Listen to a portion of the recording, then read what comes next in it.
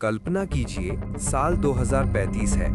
आप चांद की एक कॉलोनी में रह रहे हैं। वहाँ पानी खत्म हो गया है, लेकिन पास में ही एक मशीन है जो मिट्टी से पानी निकाल सकती है। पर ट्विस्ट ये है कि आप उस मशीन को छू भी नहीं सकते, क्योंकि एक कंपनी ने उस पर पेटेंट ले रखा है और उसे इस्तेमाल करने की फीस इतनी ज़्यादा है कि आप उसे अफोर्ड नहीं कर सकते।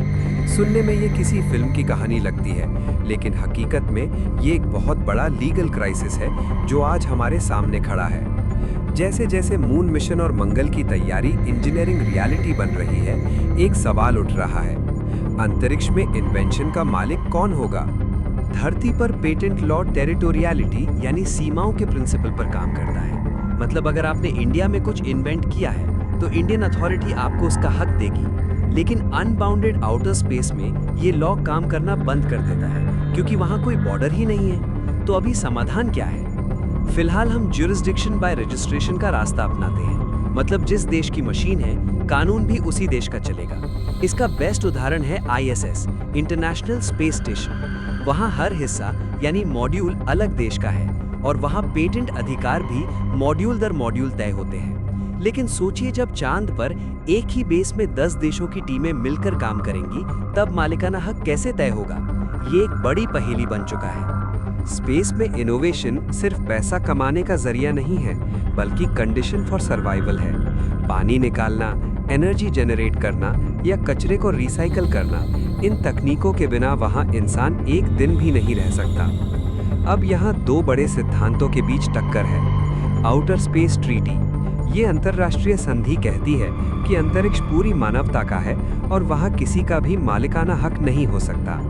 पेटेंट एक्सक्लूसिविटी, पेटेंट का मतलब ही है मेरा हक। अगर किसी कंपनी के पास लाइफ सपोर्ट सिस्टम का पेटेंट है, तो वो दूसरों को इसे इस्तेमाल करने से रोक सकती है। क्या हम वाकई ऐसी दुनिया चाहते हैं जहां ऑक्सीजन और पानी पर भी किसी एक कंपनी का ताला लगा हो? क्या ये पेटेंट कानून अंतरिक्ष की खोज की आज़ादी को खत्म कर देगा? रेगुलेटरी आर्बिट्राज और भविष्य का डर। एक और बड़ा खतरा है रेगुलेटरी आर्बिट्राज। कंपनियां अपनी टेक्नोलॉजी को उन देशों में रजिस्टर कर सकती हैं जहां कानून कमजोर हो, ताकि वो पेटेंट प्रोटेक्शन से बच सके या टैक्स चोरी कर सके। इसे समुद्री जहाजों की दुनिया में फ्लैग्स ऑफ कन्वीनियंस कहा जाता है, और अब यही खतरा स्पेस में भी मंडरा रहा है। नासा के आर्टेमिस अकॉर्ड्स जैसे समझौतों से कुछ मदद तो मिल सकती है, लेकिन वे पूरी तरह से ओनरशिप और एनफोर्समेंट के सवालों को हल नहीं करते।